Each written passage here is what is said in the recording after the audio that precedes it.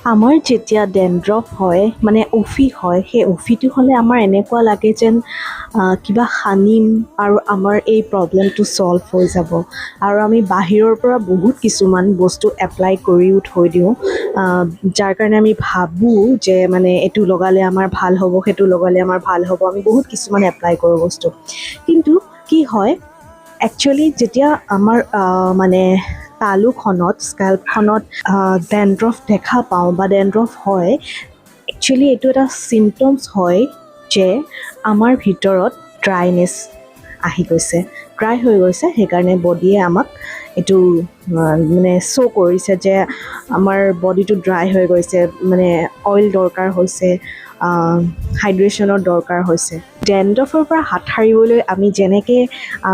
মাথাত বা স্কেল্পখনত কিবা লগাওঁ ন সেই লগোৱাৰ লগতে আমি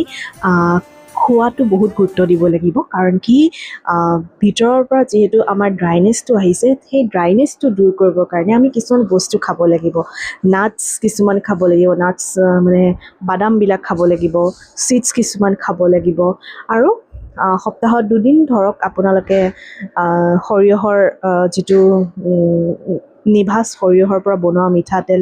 আৰু যিটো তিল তেল এই দুটা তেল আমি এপ্লাই কৰিব পাৰোঁ চুলিত ডেণ্ড্ৰফৰ কাৰণে আমাৰ এটা খুব ভাল